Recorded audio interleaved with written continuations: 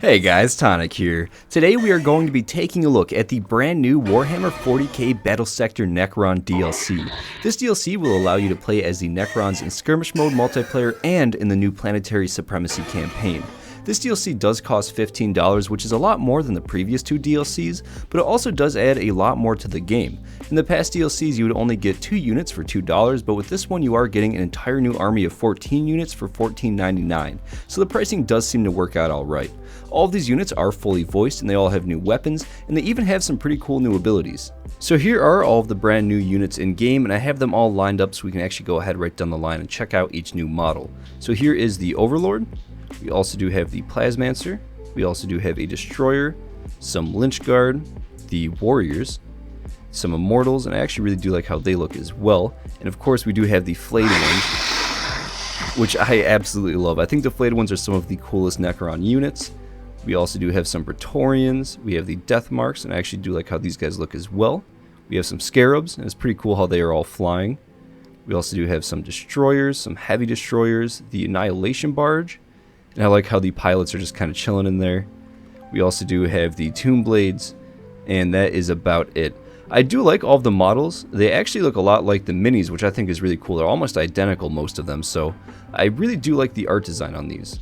Now with all of these new units comes a ton of new abilities. The Overlord can summon new Necron warriors to fight, the Scarabs have a self-destruct protocol where they thrust themselves into enemy lines and explode, the Plasmancer can summon a huge destruction beam causing a ton of damage on the base target and then including some splash damage, or they can even shoot a wave attack that can hit up to 4 tiles in a straight line.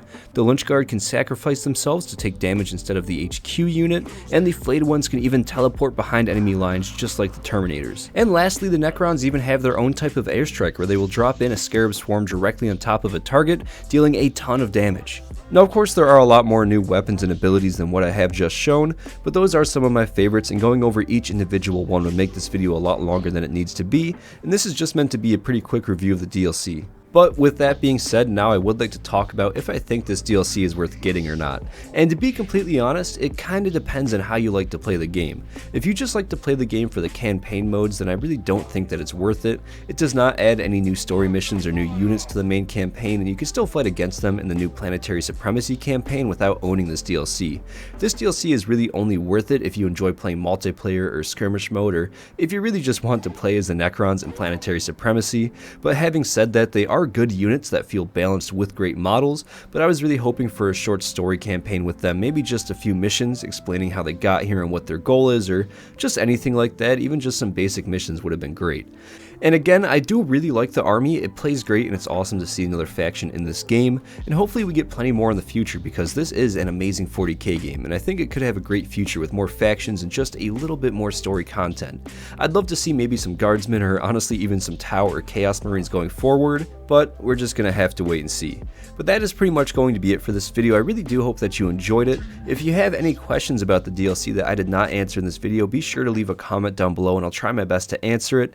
Thank you so much for stopping by and watching. I greatly appreciate it, and I hope that you have a great day.